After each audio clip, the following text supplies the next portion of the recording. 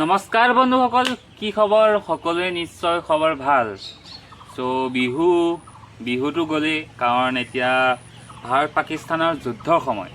এই সময়ছোৱাত আমাৰ হিমন্ত বিশ্ব শৰ্মা ডাঙৰীয়াই, মুখ্যমন্ত্ৰীয়ে বৰ্তমান 10 তাৰিখৰ পৰা বোলে বিহু বন্ধ কৰিব দিছে।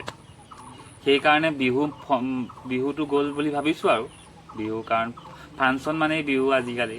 সেইকাৰণে বিহু লাষ্টখন চালোঁ, 10 তাৰিখে চাইছিলোঁ এখন। আজিৰ পৰা বিহু খতম।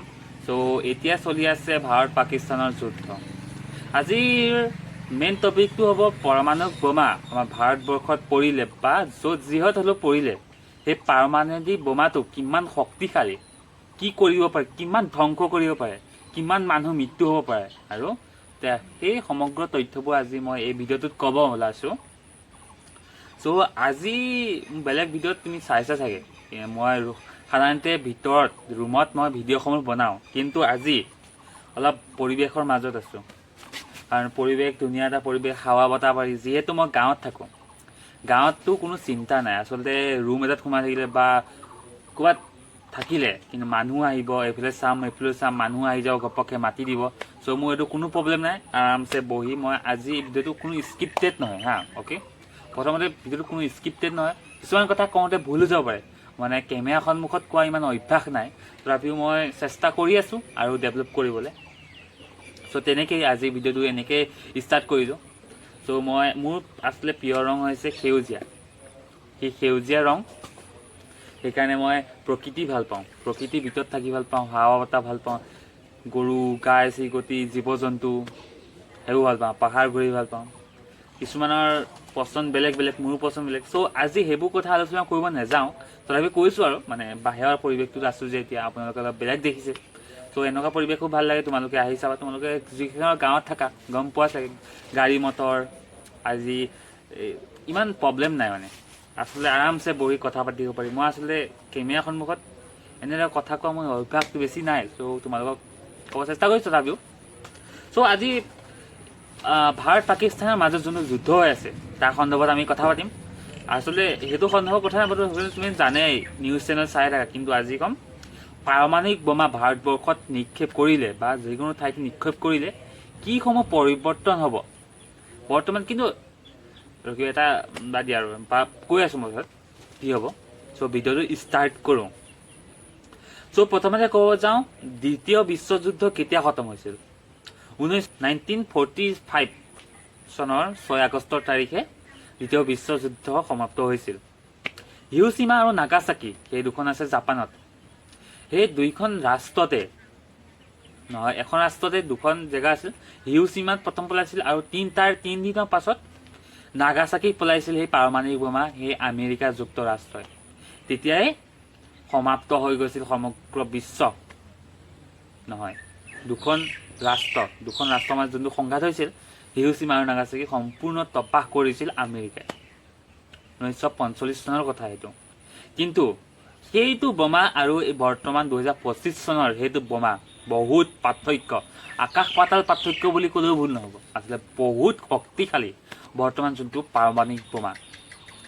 সেই এটা পাৰমাণৱিক বোমা যথেষ্ট এখন ৰাষ্ট্ৰ খতম কৰিবলৈ আজিৰ সময়ত। কিমান এটা পাৱাৰফুল এটা বোম, তোমালোকে ভাবিও চাগে কল্পনা কৰিব নোৱাৰা কিমান এটা পাৱাৰফুল বোম। প্ৰথমতে কি হ'ব, কেনেকুৱা কি হ'ব মই তোমাক কৈ আছোঁ, পাৰমাণৱিক বোমা কিমান শক্তিশালী। তাৰ আগত এটা কাহিনী ক'ম তোমালোকক। এটা সময়ত জাপানত এটা সৰু ৰাষ্ট্ৰ, মানে সৰু ৰাজ্য এখন, নাগাচাকি, হিৰোশ্বিমা থাকক। হিৰোশ্বিমা আৰু নাগাচাকি একেটা, সকলো মানুহে আছিল আৰু কাম বন কৰি, কিছুমান অফিচ গৈছিল, কিছুমানে কাম কৰি আছিল, ঘৰৰ কাম কৰি আছিল, কিছুমানে স্কুল আছিল, কিছুমানৰ দৈনন্দিন কাম কৰি আছিল। তাৰ মাজতে কোনো গম নাপায় এখন এয়াৰপ্লেন ওপৰেদি উৰি গৈ আছে বুলি। কিছুমানে ভাবিছে চাগে ওপৰত চাগে আমেৰিকা যুক্তৰাষ্ট্ৰৰ কিছুমান মানুহে চাব আহিছে আৰু এনেকৈ বতৰ চতৰবোৰ কেতিয়াবা চাব আহিছে আৰু মানে কি কৰিছে কি নকৰে চাব। ইমান ডাঙৰকৈ কোনো ভবা নাছিল যে তাৰ পাছত যে তেওঁলোকৰ সেই দিনটো লাষ্ট দিন আছিল, শেষৰ দিনটো আছিল জীৱনৰ। আপোনালোকে ভালকৈ মানে মেহচুচ কৰিব পৰা নাই চাগে কেনেকুৱা এটা হেৰি আছিল, কিন্তু বহুত এটা বেয়া দিন আছিল। সেই এয়াৰপ্লেনখন গৈ আছিল আৰু ঘূৰি গুচি গ'ল। তাৰপিছত আৰু এখন এয়াৰপ্লেন আহিলে। জাহাজ আহিলে। তো ভাবিছিল মানুহবোৰে এইখনো চাগে আকৌ ঘূৰি যাব, কিন্তু সেইখন আকৌ ঘূৰি নগ'ল। তাৰ সেই জাহাজখন এটা বম এৰি দিলে তলফালৰ পৰা। সেই বমটো কোনো গম নাপাইছিল যে এটা পাৰমাণৱিক বম, সেইটোৱে হ'ব। আচলতে সেই বমটো এখন নদীত পেলাইছিল, কিন্তু বতাহৰ ফলত সেই বমটো হাৱা দি এটা বেলেগ এটা ঠাইত পৰি গ'ল। আৰু সেই ঠাইত পৰাৰ পিছত এটা সম্পূৰ্ণ এলেকা, বহুত ডাঙৰ এলেকা, এটা ৰশ্মি, বগা ৰশ্মিয়ে ভৰি গ'ল। তাত নিউক্লিয়' বম বুলি কোৱা হয় এইটো। এনেকুৱা এটা শক্তিশালী বম যিবোৰ সৰু সৰু ইলেক্ট্ৰন, প্ৰটন, যিকোনো এটা বস্তু ভাঙিলে বোলে এটা এটুকুৰা চক ভাঙিছোঁ আমি, এটুকুৰা কৰি দুটুকুৰা কৰিলে যোনটো গুৰি হৈ গ'ল, সেই গুৰিটো ভাঙি যোনটো পাৱাৰ উৎপন্ন হয় সেইটো হয় নিউক্লিয়াৰ পাৱাৰ। MC স্কুৱেৰ, সেইটো হয় নিউটন, চিনি পোৱাই চাগে। তেখেতে সেই বস্তুটো আৱিষ্কাৰ কৰিছিল। সেই সূত্ৰটোৰ পৰা এটা বম সৃষ্টি হ'ল, নিউক্লিয়াৰ বম। সেই নিউক্লিয়াৰ বমটোৱে এটা ৰশ্মি দিলে, আৰু সেই ৰশ্মিটো বগা আছিল। সকলো মানুহৰ চকুত সেই বগা ৰশ্মি পৰি গ'ল। বগা ৰশ্মি পৰাৰ পিছত ছেকেণ্ডত এজন মানুহ ধূলিলে পৰিৱৰ্তিত হ'ল। ধূলিলে পৰিৱৰ্তিত হোৱাৰ পাছত বহুত 10 ছেকেণ্ডত 2 লাখ মানুহ মৃত্যু হৈছিল। তেতিয়াৰ পৰা এতিয়ালৈকে সেই 80 বছৰ 90 বছৰ হ'ল, কিন্তু তাত এতিয়ালৈকে বেমাৰে আৱৰি আছে। সকলো ভাল, এটা শিশু জন্ম হ'বলৈ বহুত বেমাৰ হ'ব, বহুত বেমাৰ হৈ আহিছে বৰ্তমানলৈকে, কিন্তু এতিয়াও ভাল হৈছে আৰু লাহে। কিন্তু তেতিয়ালৈকে সেইটো বম পোৱাৰ পাছত ইমান দিনৰ পৰা ইমান দিনলৈকে বেমাৰ হ'ল। ত' ভাৰতবৰ্ষতো সেইটো হ'ব পাৰে যদি পাকিস্তানে আমাৰ ভাৰতত সেই বমটো দিয়ে। চ' আৰু এটা সৰু কাহিনী আছিলে।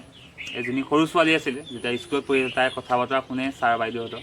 তেতিয়া আলাৰ্ম বাজিলে কি কৰিব লাগে সেইবোৰ কথা শিকাইছিলে। আমাৰ যোনটো এতিয়া ভাৰত চৰকাৰে যোনটো আলাৰ্ম বাজিলে আমাক শিকাইছে, এইটো কৰিব লাগে, এইটো লুকাব লাগে, ভাল জেগাত থাকিব লাগে, সেইটো কৈছিলে। কিন্তু সেইটো ছোৱালীজনী ভালকৈ, তাৰ ছোৱালীজনীৰ লগৰবোৰে সেইবোৰ কথা নুশুনে, সেইবোৰ কথা শুনা নাছিল।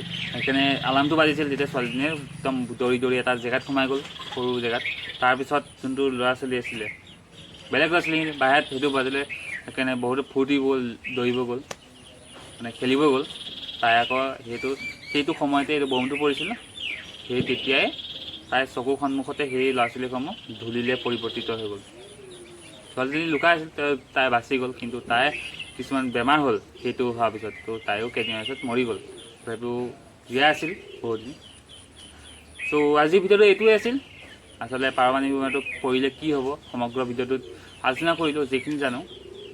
সেইকাৰণে আশা কৰিলোঁ ভিডিঅ'টো নিশ্চয় তোমালোকে ভাল পালা, আৰু ভিডিঅ'টো ভাল পালা যদি মন গ'লে ছাবস্ক্ৰাইব কৰি দিবা, নকৰিলেও নাই, আৰু ভিডিঅ'টো লাইক এটা কৰি দিবা, আৰু ভিডিঅ'টো কিবা ইনফৰ্মেটিভ পালা তেতিয়া ভিডিঅ'টো শ্বেয়াৰ কৰি নাপাহৰিবা।